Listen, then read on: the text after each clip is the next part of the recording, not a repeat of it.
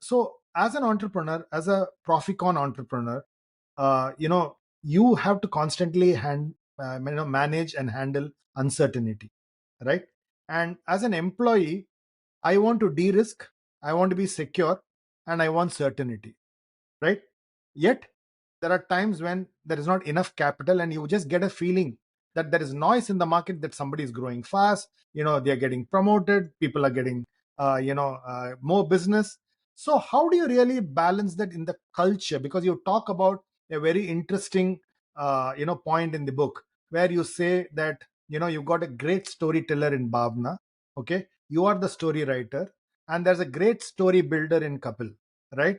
So therefore, a Proficon, in my view, has got a great story writer, has got a great storyteller, and has got a great story builder, right? And many of these unicorns probably may not have all of this, and there is this whole spinning the story which is there, and then there is this challenge of then ending up being a very fragile organization. So what is the importance of these three roles in a Proficon?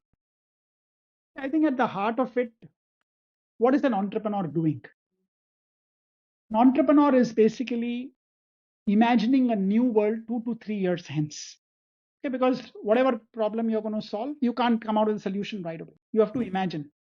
And then you have to tell a story to attract your first employees, your first customers. Okay, that look, this is what's going to happen if you use the product that I'm building or we are creating, or this is why you should join us for what we are doing. So I think world building and storytelling are two very important elements of an entrepreneur. And capital is an important, I mean, some businesses will, of course, need capital to begin with. You can't do without it. But if you think about it smartly, you will not require too much of capital. Mm. Okay. In many businesses, I'm saying, like if you're obviously doing a manufacturing type business, you probably need some amount capital because there's land, machinery, etc., to be acquired. Now, I think the story is a very important element, because what is there in the beginning? Mm. To get the first customers, an entrepreneur has to basically he is the product. When I was in India world, when we were doing when I was selling websites, and my first customer at that time was Kotak. Okay, and I talk about the story in the book. Yeah, Sumit Mishra, yeah. who had faith in me. I was telling him that, look, and that time the internet was not even really known. I mean, people used to mistake it as for another TV channel. Correct. And I said, look, by creating a presence on the internet, this is what will happen. Okay, people will be able to reach you, etc. And these were very early days of the internet in India. We had barely tens of thousands of subscribers in India. So, but what I had was passion that this is going to be transformative. I'm telling a story.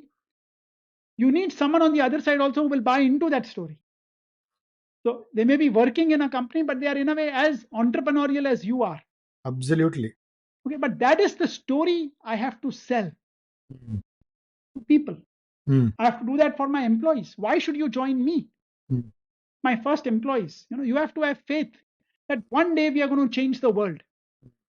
And that's what I tell. When I meet with entrepreneurs, I tell them, take a big problem to solve.